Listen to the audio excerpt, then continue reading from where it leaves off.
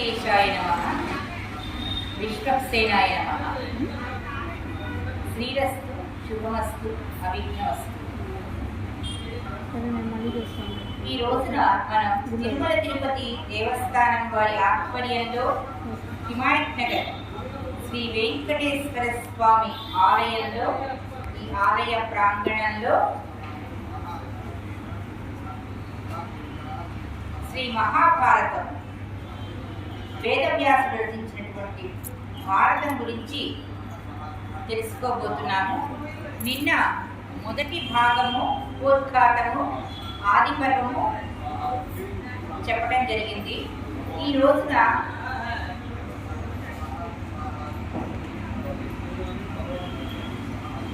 తరువాతి కథలోకి వెళ్ళబోతున్నాము. మనం నిన్ననే చెప్పుకున్నాము, శాంతనుని భార్య సత్యవతి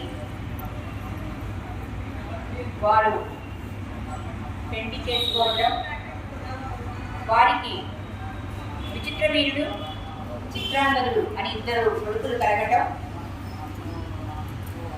కురువంశం వాళ్ళు. అయితే చిత్రాంగదుడు అహంకారంతో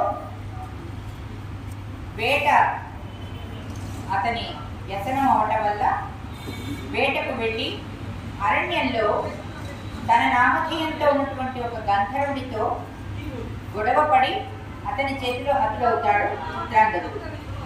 ఇక ఇంకో కుమారుడు విచిత్రవీరుడు, అతనికి వివాహం చేయాలని సత్యవతి నిర్ణయించుకుంటుంది. ఈ నేపథ్యంలో భీష్ముని పిలిచి సంప్రదించి అతని సలహా అడుగుతుంది. అప్పుడు అతను కాశీరాజు స్వయంవరం ప్రకటించగా ఆ స్వయంవరానికి వెళ్ళి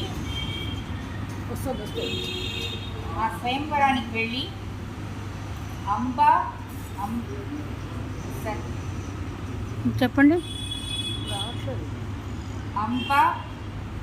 అంబిక, అంబాలిక వీరు ముగ్గురు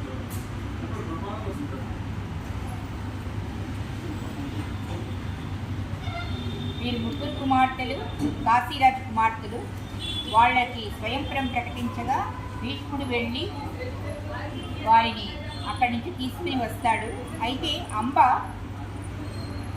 ఇంకొక వ్యక్తిని పెళ్లి చేసుకోవటం గురించి ప్రస్తావించగా ఆవిడ వేరే వ్యక్తితో ప్రేమలో ఉందని తెలిసి అంబని వదిలివేస్తాడు, పంపించి వేస్తాడు. ఇక అంబిక, అంబాలిక వీరిరువురిని సత్యవతి దగ్గరికి తీసుకెళ్ళి విచిత్రవీరుడికి ఇచ్చి వివాహం చేస్తాడు. అయితే విచిత్రవీరుడు తనకున్న వ్యసనాలు, కామం అనేటటువంటిది ముఖ్యంగా, ఈ వ్యసనాలు అతని దుర్గుణాల వల్ల ఎంతో సమర్థవంతంగా పరిపాలించవలసిన వాడు రోగాల బారిపడి, ముఖ్యంగా బారిన పడి మరణిస్తాడు. అప్పటికి ఇంకా వీరికి కుమారుడు కలగదు. ఈ నేపథ్యంలో సత్యవతి ఎంతో కలత చెంది వంశోద్ధారకులు కావాలనేటువంటి కాంక్షతో భీష్ముడిని సమీపించి, నీవు నా కొరకు, నా వివాహం కొరకు భీషణ ప్రతిజ్ఞ చేశావు. కానీ ఇప్పుడు మనం కువంశ అభివృద్ధికై నువ్వు నీ ప్రతిజ్ఞ పక్కన పెట్టి వివాహం చేసుకుని సంతానం పొందాలి పుత్ర అని సూచిస్తుంది. కానీ భీష్ముడు అందుకు ఒప్పుకోడు. అమ్మా, నేను చేసినది భీషణ ప్రతిజ్ఞ. నేను చేసిన ప్రతిజ్ఞ నేను ఉల్లంఘిస్తే అది ధర్మానికి విరుద్ధం అవుతుంది. అందుకని నేను ఇందుకు సమ్మతించలేనమ్మా. ఇలాంటి పరిస్థితుల్లో మన క్షత్రియుల్లో సంతానం లేనప్పుడు వంశాభివృద్ధి కోసమని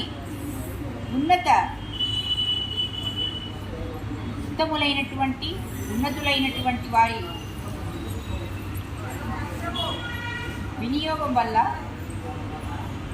స్త్రీలకు సంతానం కలుగుతుంది. ఆ యోచన చేయండి అమ్మా అని చెప్తాడు. అయితే అప్పుడు సత్యవతి అందుకు ఒప్పుకోదు. ఎందుకంటే గతంలో తాను వేదవ్యాసునికి జన్మనిచ్చిందని మనం నిన్న చెప్పుకున్నాము. పరాశరుడు అనగా మనం నిన్న చెప్పుకున్నాం, వశిష్ఠ మహాముని మనవడు పరాశరుడు సత్యవతిని చూసి మోహించి ఆమె మత్స్య కన్య అయినప్పటికీ కూడా ఆమెను వివాహం ఆడాలని, ఆమెను పొందాలని కాంక్షిస్తాడు. అయితే ఆమె తండ్రి అనుమతి లేకుండా అలా సాధ్యపడదని చెప్తే ఆమెను కన్నెరికం పోకుండా గర్భవతి అయ్యేలా చేస్తాడు. అప్పుడు ఎంతో విజ్ఞానవంతుడైనటువంటి వేద సారాలను ఆకలింపు చేసుకునే శక్తి కలిగినటువంటి వేదవ్యాసుడు జన్మిస్తాడని మనం నిన్న చెప్పుకున్నాం. ఆ వేదవ్యాసుడే అరణ్యాలలో తపస్సు చేసి వేద సారాన్నంతా కూడా అవపోసన చేసుకుని, ఉపనిషత్తుల సారమంతా కూడా అవపోసన చేసుకుని అష్టాదశ పురాణాలను రచిస్తాడు. అలాగే ఆ నేపథ్యంలోనే, ఆ క్రమంలోనే మహాభారతం గురించి యోచిస్తాడు. అతనికి స్మరణకు వస్తుంది. మహాభారతం అంతా అతని మస్తిష్కంలో మెలుగుతుంది. అప్పుడు ఆయన బ్రహ్మ గురించి తపస్సు చేసి ఇటువంటి పుణ్యకార్యాన్ని, వేదాల సారంగా వెలిసినటువంటి మహాభారతం అనే కావ్యాన్ని రచించదలుచుకున్నాను. నాకు సమర్థవంతుడైనటువంటి రాసేవాడు కావాలి అని అడుగుతాడు. అప్పుడు ఆయన విఘ్నేశ్వరుడి గురించి తపస్సు చేయమని, అతని అనుమతితో విఘ్నేశ్వరుడి చేత కనుక మహాభారతాన్ని రాయించగలిగితే ఆ కావ్యానికి ఇంకా మహత్తరమైన శక్తి వస్తుందని చెప్తాడు. అప్పుడు ఆయన విఘ్నేశ్వరుడి గురించి తపస్సు చేసి విఘ్నేశ్వరుడిని మెప్పించి ఆయన సమ్మతిని తీసుకుని మహాభారతం తాను చెప్తుంటే విఘ్నేశ్వరుడు రాసేలాగా ఏర్పాటు చేసుకుంటాడు. అయితే విఘ్నేశ్వరుడు వ్యాసమహాముని కూడా ఒక షరతు పెడతాడు. నేను రాస్తాను, కానీ ఎక్కడ నేను చెప్పేది ఆపకూడదు అని చెప్తాడు. ఇదంతా మనం నిన్న తెలుసుకున్నాం కదా. ఈ వేదవ్యాసుని గుర్తు చేసుకుని సత్యవతి చెప్తుంది, నా కుమారుడు వేదవ్యాసుడు, అతనికి నా పుత్రులు విచిత్రవీరుడు మరియు చిత్రాంగదుడు తమ్ముళ్ళే అవుతారు. సంతానం కలగనప్పుడు అదే వంశంలోని వారి సోదరులతో సంతానం పొందిన ధర్మబద్ధమే, తప్పు కాదు కదా. నేను వేదవ్యాసుని పిలుస్తాను అని చెప్తుంది. అలాగే తల్లి, మీ ఇష్టం అంటాడు. ఆ ప్రకారంగా సత్యవతి వేదవ్యాసుని పిలుస్తుంది. అప్పుడు వేదవ్యాసుని పెళ్లికి అంటే వారితో కోడళ్లతో సంయోగానికి ఒప్పించి ముందుగా వేదవ్యాసుని దగ్గరికి అంబికని పంపిస్తుంది. అంబిక వేదవ్యాసుని చూసి అతని ఎర్రటి కళ్ళు, జుట్టు, తాను తపస్సులు చేసుకుని అరణ్యాన్ని నుంచి వచ్చాడు కాబట్టి సృష్టించిపోయి ఉంటాడనమాట. ఆ రూపాన్ని చూసి భయపడి భీతిల్లి కళ్ళు మూసేసుకుంటుంది. ఆ సమయంలోనే వేదవ్యాసుని యొక్క తేజస్సు అంబికలో ప్రవేశిస్తుంది. తత్ఫలితంగా ధృతరాష్ట్రుడు పుట్టివాడుగా పుడతాడనమాట.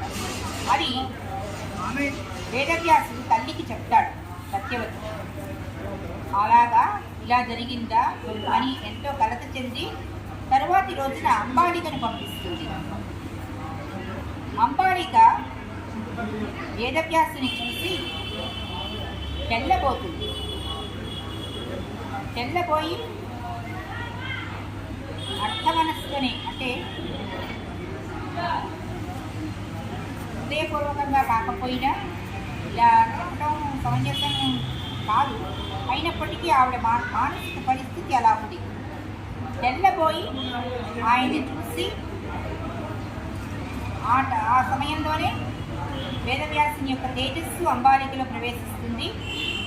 పాండువర్ణంతో పుడతాడు, అంటే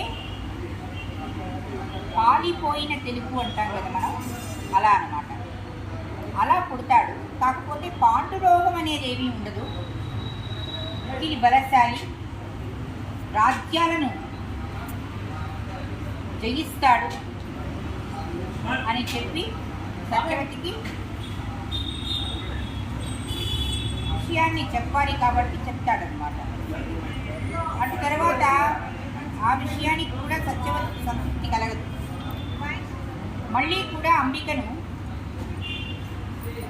వ్యాసుని దగ్గరికి పంపిస్తుంది. ఈసారి అంబిక మొదటిసారి భీతిల్ని కళ్ళు మూసేసుకుంది కదా, ఈసారి తన దాసిని వేదవ్యాసుని దగ్గరికి పంపిస్తుంది. అంటే తన స్థానంలో దాసి. వేదవ్యాసుడు మహాత్ముడు, ఆయనకు తెలియని విషయం అంటూ ఏం లేదు. అంబిక చేసినటువంటి ఈ కృత్యం తెలుస్తుంది. తన దగ్గరికి వచ్చిందని దాసి అని కూడా తెలుసు. ఆయన తేజస్సు దాసి స్వీకరిస్తుంది. అయితే ఆ తేజస్సుని పొందినప్పుడు యమధర్మరాజు అంశతో విదురుని జననం అవుతుందని చెప్పి వేదవ్యాసుడు సత్యవతికి చెప్తాడు. ఈ రకంగా తల్లిని సంతృప్తిపరిచి వేదవ్యాసుడు అక్కడి నుంచి వెళ్ళిపోతాడు. అటు పిమ్మట అంబికకు ధృతరాష్ట్రుడు పుడతాడు, అంబాలికకు పాండురాజు పుడతాడు. ఆమె వీళ్ళ దాసికి విదురుడు యమధర్మరాజు అంశతో ధర్మబుద్ధి కలిగినటువంటి విదురుడు జన్మిస్తాడు. ఈ రకంగా కురువంశం ఈ ముగ్గురు కొడుకులతో పునీతమవుతుంది. అటు పిమ్మట వీరికి విద్యలన్నీ కూడా నేర్పించి రాజగురువులు ఉన్నతులుగా తయారు చేస్తారు. యుక్త వయసు వస్తుంది. అప్పుడు ధృతరాష్ట్రునికి వివాహం చేయాలని నిశ్చయిస్తారు.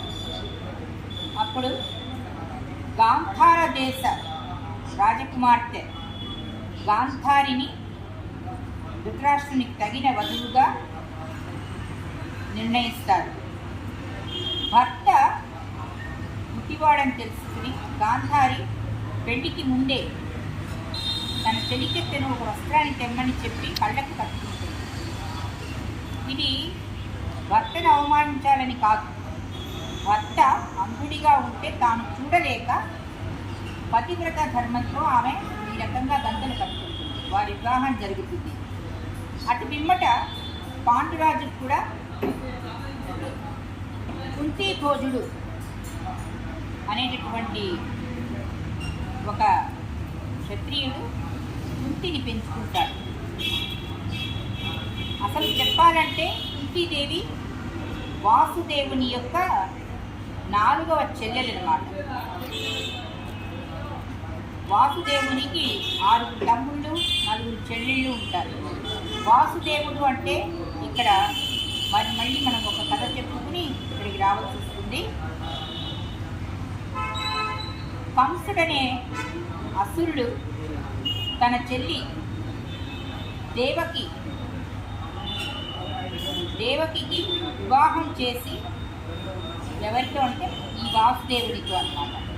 దేవకి వాసుదేవులను వీళ్ళిద్దరికీ వివాహం చేసి సంబరంగా తన రథంలో ఎక్కించుకుని తీసుకుని వెళ్తూ ఉంటాడు తన రాజ్యానికి.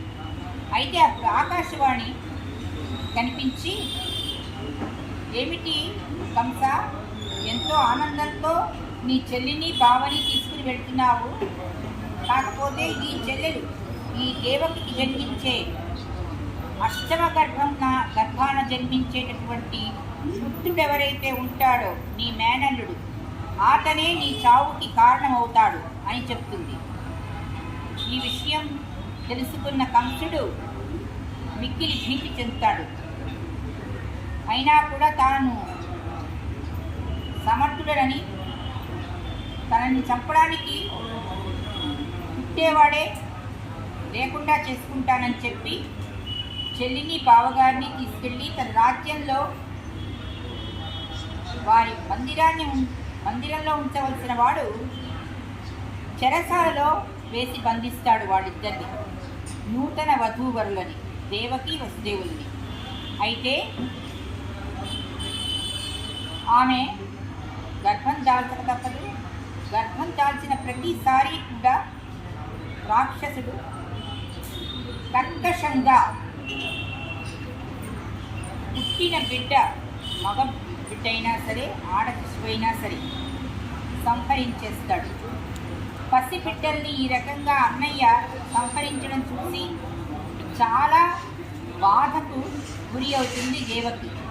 అయినా చేసేది లేక వసుదేవుడు కూడా మనకు దేవుడు ఇలాగే రాశాడు, మన విధి రాత వల్ల ఇలా జరుగుతోంది మనకి, మనం మన పుత్రుల్ని కాపాడుకోలేకపోతున్నాం, ఏం చేస్తాం అని విచారంతో వారు జీవనయానం కొనసాగిస్తూ ఉంటారు. అయితే అష్టమ గర్భం దాల్చే సమయం వస్తుంది.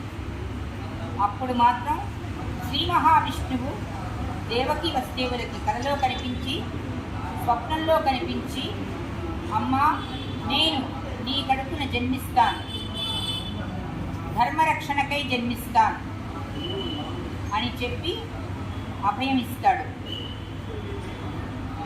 ఆ రకంగా శ్రీకృష్ణుని జననం దేవకి వసుదేవులకు జరుగుతుంది. అప్పుడే ఒక మాయా శిశువు అక్కడ రేపల్లెలో యశోదకు కలుగుతుందన్నమాట. అప్పుడు శ్రీ మహావిష్ణువు ప్రత్యక్షమై వాసుదేవుడికి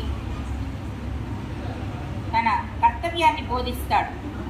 ఇప్పుడు పుట్టిన ఈ పిల్లవాడిని, అష్టమ గర్భంలో పుట్టినటువంటి ఈ మగపిల్లవాడిని, ఇతను నా తేజస్సు, నా అంశ, ఈ బిడ్డను తీసుకెళ్ళి రేపల్లెలో ఉన్నటువంటి యశోద సన్నిధికి చేర్చు, అక్కడ పుట్టినటువంటి ఆడ శిశువును తీసుకునిరా అని చెప్తాడు. నీకే అడ్డంకులు ఉండవు అని చెప్పి ఆయన మాయమవుతాడు. నిజంగా శ్రీ మహావిష్ణువు యొక్క మాయ వల్ల ధర్మస్థాపన కొరకు ఈ భూమిలో ఏది జరిగినా కూడా పంచభూతాలు ఇత్యాది గణాలు, సకల గణాలు కూడా సహకరిస్తాయి. ఆ రకంగా సహదేవుడు పుట్టిన బిడ్డను తీసుకుని వెళ్ళి రేపల్లెలోని నందుని ఎంట, నందుని భార్య అయిన యశోద దగ్గర వదిలిపెడతాడు. అక్కడ పుట్టినటువంటి ఆడ శిశువుని తీసుకొచ్చి మరల దేవకి దగ్గర పడుకోబెడతాడు. మన్నాడు అష్టమ గర్భం దాల్చినటువంటి చెల్లిని చూడటానికి వచ్చి, పుట్టినది ఆడ శిశువు అయినప్పటికీ ఇలా ఎడం చేత్తో శిశువును కఠినంగా తీసుకుని విసిరేసి తన ఖడ్గంతో బలి ఇవ్వాలని ప్రయత్నిస్తాడు కంసుడు. ఆవిడ ఆకాశవాణిగా, దివ్య తేజస్సు గల స్త్రీమూర్తిగా ఆయనకు కనిపించి, మూర్ఖుడా, నీవు నన్నేమీ చేయలేవు, నిన్ను చంపదగిన వాడు ఇదివరకే పుట్టేశాడు, పెరుగుతున్నాడు, నీ పాలిటి మృత్యువై నీ దగ్గరికి వస్తాడు, నీ పాపం పండినప్పుడు నిన్ను సంహరిస్తాడు అని చెప్పి అదృశ్యమవుతుంది. ఆనాటి నుంచి ఇంకా కూడా కోపము, ఆవేశము పెరిగిన వాడై జీవితాన్ని సాగిస్తూ ఉంటాడు కంసుడు. అది అక్కడ వసుదేవుని కథ. ఆ వసుదేవుని చెడ్డలలో ఒక ఆవిడ కుంతీదేవి. ఆమె అత్యంత సహనశీలి.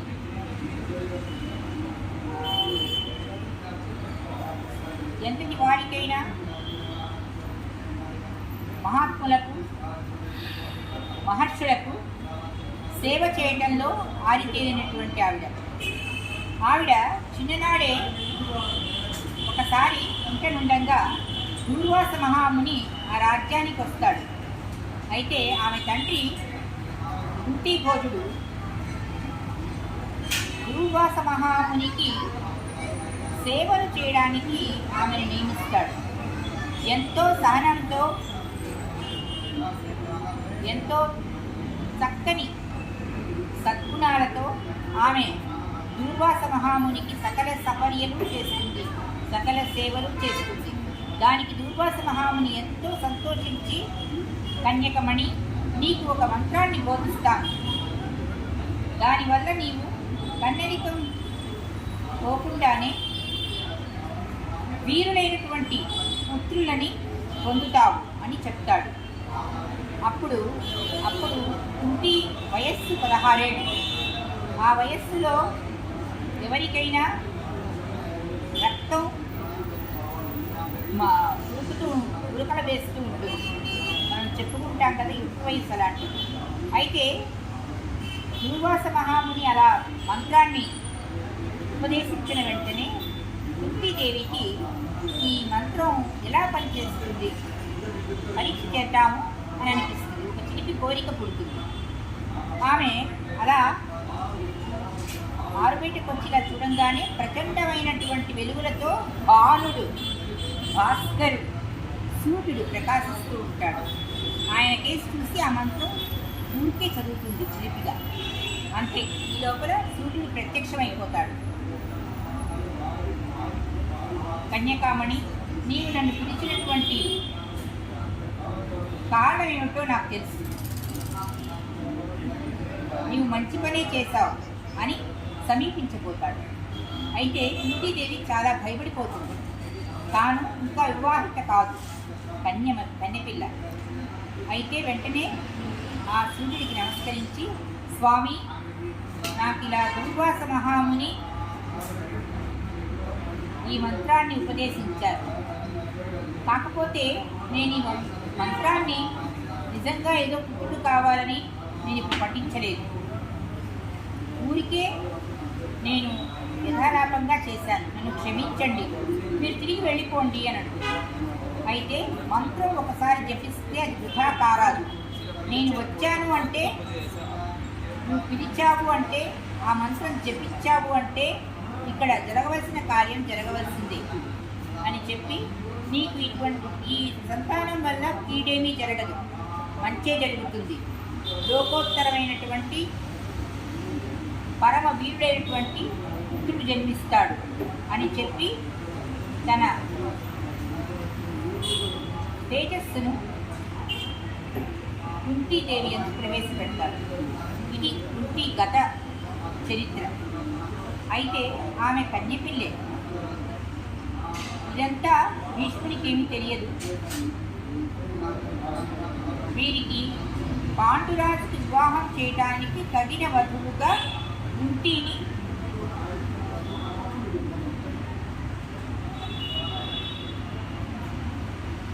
కుంతినిచ్చి పాండురాజుకి వివాహం చేయాలని నిర్ణయిస్తారు పెద్దలంతా. అలాగే చక్కగా వివాహం జరుగుతుంది పాండురాజుకి కుంతీదేవి. అలాగే మాత్రి ఇంకో భార్య, ఆమెకు కన్యాశుల్కం చెల్లించి మరీ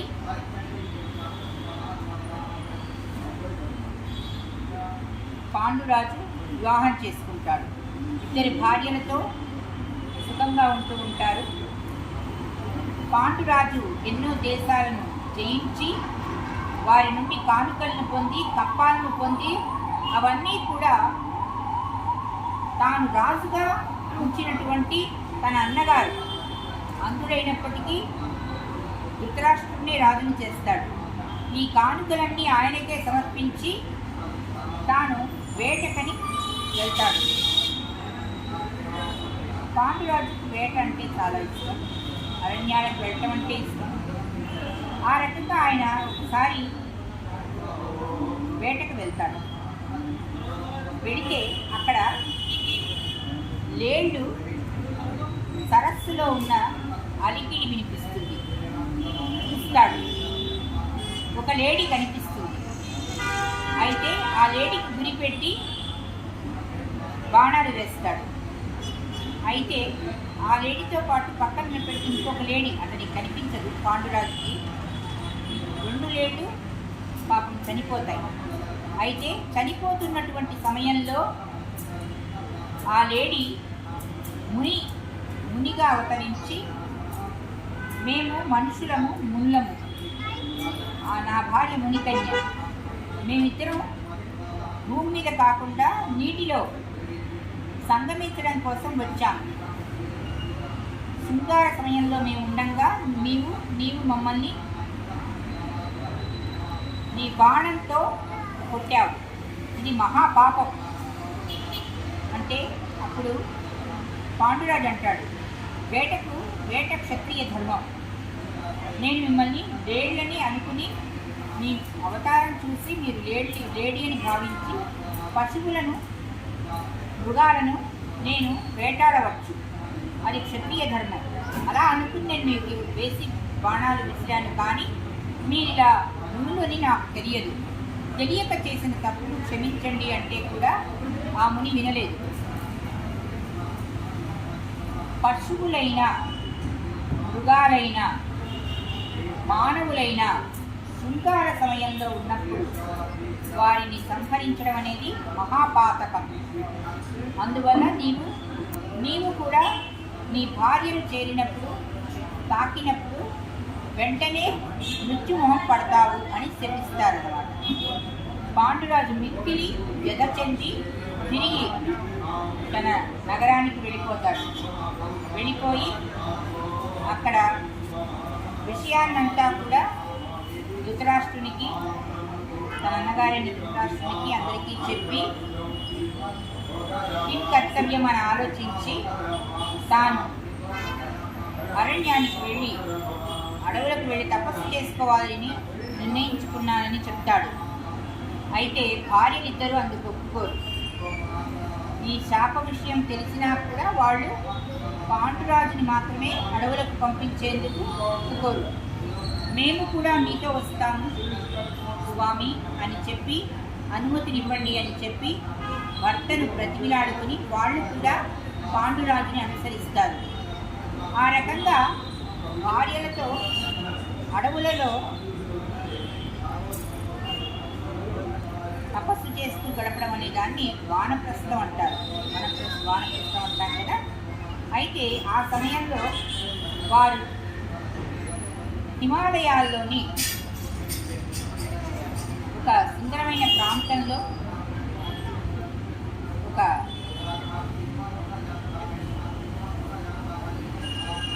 నివాసాన్ని ఏర్పరచుకుని నివసిస్తూ ఉంటారు. అక్కడికి వచ్చేటటువంటి ఋషిగణాలందరికీ కూడా సేవ చేస్తూ ఉంటారు. ఆ ఋషులు ఈ సేవలకి సంతుష్టులై మీకు పరమ వీర పరాక్రములైనటువంటి కొడుకులు కలుగుతారు అని ఆశీర్వదిస్తారు. అయితే పాండురాజు దిగాలుగా మొహం పెట్టి స్వామి అని చెప్పి వాళ్ళని ఉద్దేశించి, ఆ ఋషులను ఉద్దేశించి చెప్తాడనమాట. ఈ రకంగా నాకు శాపం తగిలింది అని చెప్పి నాకు సంతానం కలిగే అదృష్టం లేదు అని చెప్తాడు. అయితే అప్పుడు ఆ ఋషిగణాలంతా కూడా ఈ మాట విని వారు దివ్య దృష్టి కలవారై, అయినా సరే పాండురాజా నీకు తప్పక సంతానం కలుగుతుంది, ఈ విషయంలో నీ భార్య కుంతీదేవి నీకు సహకరించగలదు అని చెప్తారు. ఆ తర్వాత ఆ కుంతీదేవి యొక్క పూర్వ వృత్తాంతం, అనగా ఆవిడికి దుర్వాస మహాముని ఉపదేశించినటువంటి మంత్రం ఇత్యాది విషయాలన్నీ కూడా చెప్తారన్నమాట. అప్పుడు పాండురాజు కుంతీదేవిని సమీపించి, నీవు ఎలాగైనా నాకు పుత్ర సంతానం కలిగేలాగా చూడు, నీ మంత్రశక్తిని ఉపయోగించి నీవు ఈ పని చెయ్యని చెప్తాడు. అయితే కుంతీదేవి మొదటగా యమధర్మరాజుని తలుచుకుంటుంది, మంత్రాన్ని జపిస్తుంది. అందువలన ఆమెకు ధర్మరాజు పుత్రుడిగా జన్మిస్తాడు. అటు తర్వాత వాయునందనునికి నమస్కారం చేసి మంత్రాన్ని పఠిస్తుంది. భీముడు రెండవ కొడుకుగా జన్మిస్తాడు. అటు తర్వాత ఆమె ఇంద్రుణ్ణి తలుచుకుని ఆ మంత్రాన్ని జపిస్తుంది. అప్పుడు అర్జునుడు ఆమెకు పుత్రుడిగా జన్మిస్తాడు. ఈ రకంగా కుంతి వల్ల సంతానం పొందినటువంటి పాండురాజు మిక్కిలి సంతసించి తన జన్మ సార్థకమైందని సంతోషపడతాడు. ఈలోగా మాద్రి తనకు సంతానం కలిగేలాగా చూడమని, ఏదైనా ఉపాయం చెప్పమని బ్రతిమిలాడుకుంటుంది. అప్పుడు కుంతీదేవి మాద్రికి ఇదే మంత్రాన్ని ఉపదేశిస్తుంది. అప్పుడు మాద్రి అశ్విని దేవతలని స్మరించుకుని వారిని తలుచుకుని వారిని స్మృతిలోకి తెచ్చుకుని మంత్రాన్ని జపిస్తుంది. అందువలన మాద్రికి నకుల సహదేవులు పుడతారన్నమాట. ఈ రకంగా 5 పాండవులు పాండురాజు కుమారుడుగా జన్మిస్తారు. భార్యాభర్తలు ఎంతో సంతోషిస్తారు, మిక్కిలి సంతోషిస్తారన్నమాట. పుత్రోత్సాహం కలిగింది కదా, అందుచేత. అయితే ఈ సంగతి తెలిసి అంతా జరిగిన తర్వాత వారు తిరిగి హస్తినాపురానికి వెళ్ళాలని అనుకోరు. అక్కడే వారి పుత్రులు పెరుగుతూ ఉంటారు. ఇక్కడ ఇలా జరుగుతూ ఉండగా అక్కడ హస్తినాపురంలో ధృతరాష్ట్రుని భార్య గాంధారి గర్భం దాలుస్తుంది. కానీ ఆమెకు 2 సంవత్సరాలైనా కూడా పుత్రులు జన్మించరు, కాన్పు జరగదు. అయితే ఆమె విచారిస్తూ ఉంటుంది. ఈలోగా కుంతీదేవికి ధర్మరాజు జన్మించాడని వార్త తెలుస్తుంది. గాంధారికి అసూయతో మూతిపోయి తన కడుపులో మోస్తున్నటువంటి బిడ్డ శ్రేయస్సుని కూడా ఆలోచించకుండా కడుపు మీద కొట్టుకుంటుంది. బహుశా ఏ స్త్రీమూర్తి ఇలాంటి ఘాతుకానికి పాల్పడదేమో. కానీ గాంధారి మాత్రం అసూయ చేత తన తోటికోడలు ముందుగా పుత్రుణ్ణి పొందిందన్న అసూయతో తన కడుపు మీద కొట్టుకుంటుంది. అయితే ఆ పిండం కింద పడిపోతుంది అన్నమాట. ఇది దివ్య దృష్టితో గ్రహించినటువంటి వ్యాసుడు వెంటనే అక్కడ ప్రత్యక్షమవుతాడు. కుంతీదేవి యొక్క గాంధారీదేవి యొక్క దుఃఖానికి విచారానికి కారణం తెలుసుకుని ఇక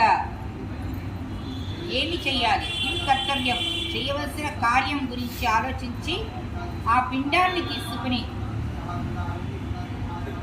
100 ఘృత భాండాల్లో పదిలపరుస్తాడు. అప్పుడు గాంధారీన తనకు కుమార్తె కూడా కావాలని కోరుకుంటుంది. అప్పుడు ఒక పిండాన్ని తీసి మరల దాన్ని పోసి అందులోంచి ఇంకొక పిండాన్ని తీసి 101వ ఘృతభాండంలో ఆ పిండాన్ని సంరక్షిస్తాడు. ఆ ప్రకారంగా 101 కుండలు, వాటిల్లో ఘృతభాండాలవి, వాటిల్లో గాంధారి యొక్క పిండం 101 భాగాలయ్యి పరిరక్షించబడతాయి. ఈ రకంగా జరిగిన తర్వాత ఆమెకు మొదటగా కలిపురుషుని అంశాన దుర్యోధనుడు జన్మిస్తాడు. అయితే ఆ సమయంలో ప్రకృతి విలయతాండవం చేస్తుంది. గాడిద స్వరంతో ఏడుస్తూ దుర్యోధనుడు పుడతాడు. ఎన్నో దుశ్శకునాలు ఎదురవుతాయి. ప్రకృతికి ప్రతికూల సంఘటనలన్నీ జరుగుతూ ఉంటాయి. భీకరమైన పరిస్థితులు ఏర్పడతాయి. అయితే వీటన్నిటికీ కారణం ఏమిటి? నాకు పుత్రుడు కలిగాడు, నేను ఎంతో సంతోషంగా ఉన్నాను అని చెప్పి గాంధారి మరియు ధృతరాష్ట్రుడు ఋషుల్ని పిలిపించి వారి సందేహాన్ని వెలువరుస్తారు. అయితే రాజా ధృతరాష్ట్ర, ఇతడు నీకు తగినవాడు కాదు. కలి అంశంతో కలిపురుషుడు దుర్యోధనుడిగా జన్మించాడు. ఇతని వల్ల నీ వంశం నాశనం అవుతుంది, రాజ్యం పతనం అవుతుంది. అందువల్ల ఇటువంటి కొడుకును విడనాడటమే శ్రేయస్కరం. ఇతని చంపి అని చెప్తారు. కానీ ప్రథమంగా పుట్టినటువంటి పుత్రుడి మీద తండ్రికి సహజంగానే ఎంతో వాత్సల్యం ఉంటుంది. అందుచేత ధృతరాష్ట్రుడు అందుకు అంగీకరించడు. ఇంకా ధృతరాష్ట్రుడి తర్వాత దుశ్శాసనుడు, అలాగే 3 కుమారులు, అలాగే ఒక ఆడపిల్ల దుస్సల జన్మిస్తుంది. ఇలా ధృతరాష్ట్రుని సంతతి 101. అయితే గాంధారి గర్భవతిగా ఉన్నప్పుడు ధృతరాష్ట్రునికి సేవలు చేయటానికి ప్రత్యేకంగా ఒక దాసిని నియమిస్తారు. ఆ దాసి ధృతరాష్ట్రునికి సేవలు చేస్తూ ఉంటుంది. ఆ సమయంలో వారి సంగమం వలన ఇంకొక కొడుకు పుడతాడు.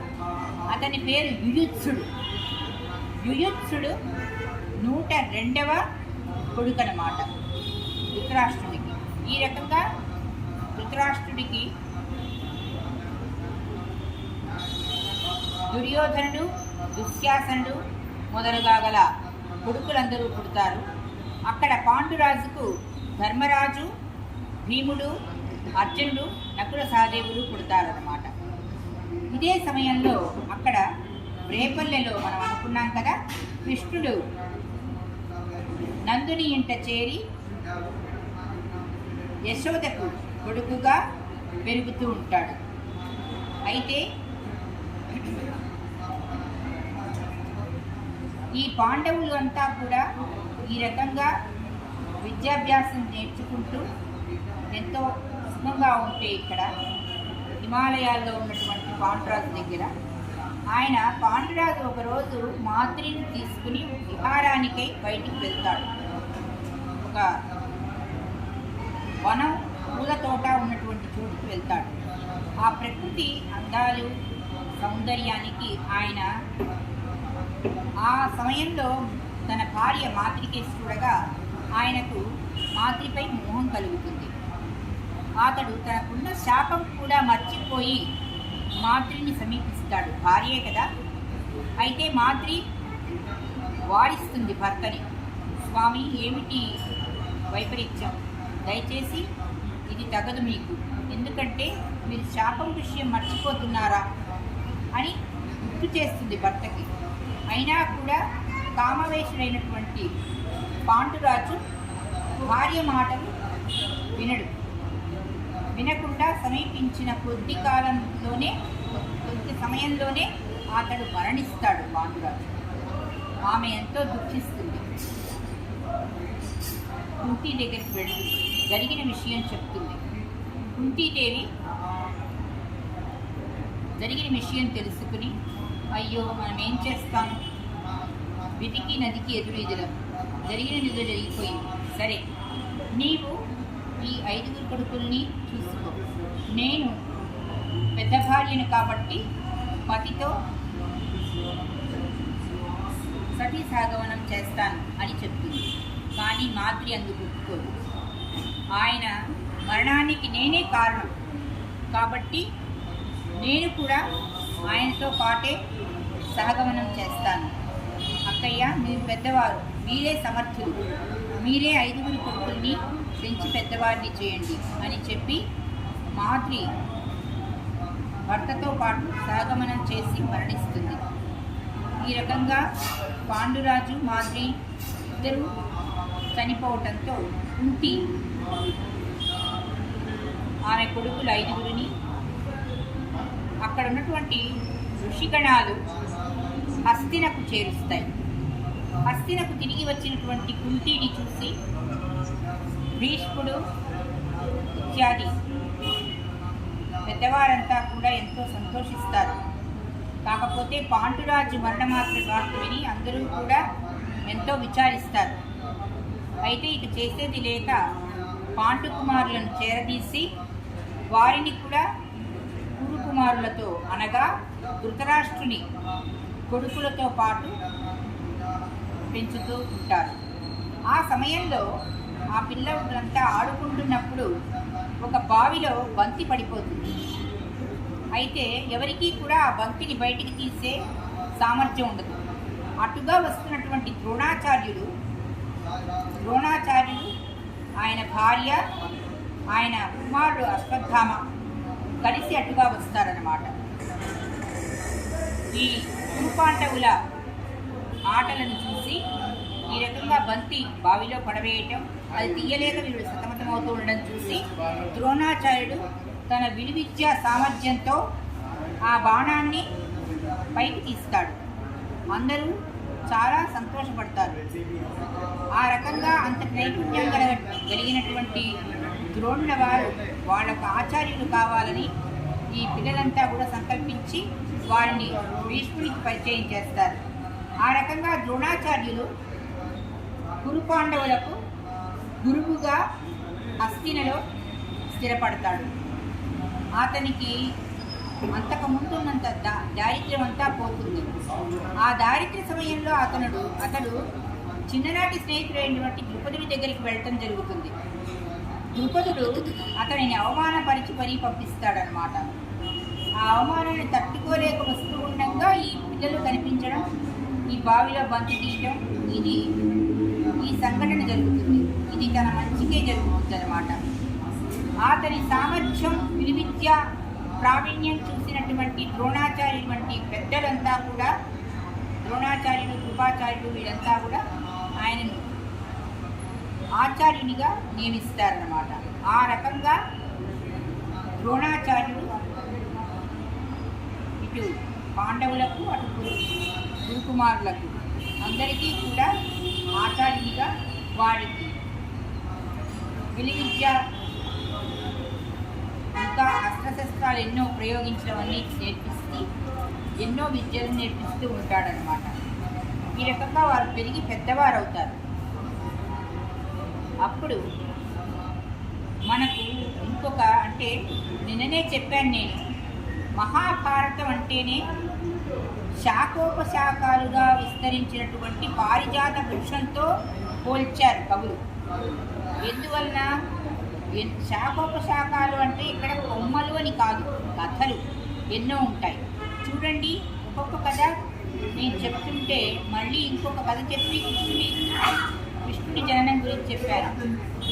అలాగే ఇటు పాండవుల జననం, అటు కురుకుమారుల జననం, వారి వెనకాల మళ్ళీ సత్యవతి పూర్వ వృత్తాంతం, అలాగే కుంతి పూర్వ వృత్తాంతం ఇలా చెప్పుకు రావడం జరిగింది. ఇలా గతంలో కుంతికి కర్ణుడు పుట్టినప్పుడు సూర్యాంశతో సహజ కవచ కుండలాలతో పుడతాడు. అయినా కూడా లోకానికి జడిసి కన్యగా ఉన్నటువంటి ఆమె ఆ కొడుకుని పెంచలేదని చెప్పి దాసి సహాయంతో అతనిని ఒక మంజూషలో పెట్టి అందులో అతనికి రక్ష కట్టి గంగా నదిలో వదిలేస్తుంది. ఆ రకంగా కొడుకుని వదిలేయటం, ఆ కొడుకు ఆ పేటికర నదిలో వెళుతూ అతిరథుడు అనే అతనికి దొరుకుతుంది. అతని సూతుడు, అతని భార్య రాధ. ఆ భార్యాభర్తలకి సంతానం ఉండదు. ఆ సమయంలో వారికి దొరికినటువంటి ఈ మంజూషలో ఉన్నటువంటి సహజ కవచ కుండలధారి అయినటువంటి కర్ణుడిని చూడంగానే వారి మనస్సు ఎంతో సంతసిస్తుంది. వారు ఆ కుమారుని తీసుకుని సొంత కొడుకులాగా పెంచుకుంటారు. అయితే ఇది కుంతి వివాహం జరిగిన 2 సంవత్సరాల క్రితమే, అందుకని జరిగిన విషయం అన్నమాట. అందుకని కర్ణుడు కురు పాండవుల కంటా కూడా దాదాపుగా 2 సంవత్సరాలు పెద్దవాడు. అయితే విలువిద్యలో ప్రావీణ్యం సంపాదించి శివుడి వరంతో అలాగే ఎంతోమంది మునిపుంగవుల వరాలతో ఎన్నో శక్తులు పొంది ఉన్నవాడు కర్ణుడు. ఒకసారి ద్రోణాచార్యుడు ధృతరాష్ట్ర మహారాజుని భీష్ముల వారిని అడుగుతాడు, నేను ఇన్నాళ్ళు మీ పిల్లలకి విద్య నేర్పించాను, వారి విద్యని మీరు ఒకసారి పరీక్షించండి అని చెప్తాడు. అలాగే ఆ పరీక్షకు కావాల్సిన ఏర్పాట్లన్నీ అక్కడ జరుగుతాయి. ఆ పరీక్ష ఎలా జరుగుతుంది, అందులో ఏ ఏ పరిణామాలు చోటు చేసుకుంటాయి, ఏ రకంగా కురు పాండవులు వారి ప్రావీణ్యాన్ని చూపిస్తారు, ఇదంతా కూడా తరువాతి భాగంలో అనగా రేపు మనం చెప్పుకుందాము. ఇప్పుడు ఇక్కడ ఈ రోజున ఈ ప్రవచనం ఇంతటితో సంపూర్ణం చేస్తున్నాను. సశేషం. రేపు దీన్ని మళ్ళీ మనం కొనసాగించి భారత కథను చెప్పుకుందాము. ఇప్పుడు మా భజన మండలిలోని శ్రీమతి ఇంద్రాణి గారు అన్నమాచార్య కీర్తనని వినిపిస్తారు. సర్వేజన సుఖినో భవంతు. నా పరిచయం, మా మామగారు కొడిచెర్ల పాండురంగాచార్య గారు సంరక్షణ ఘనాపాటి, వేద విద్యా విశారద, వేదశాస్త్ర దురంధర.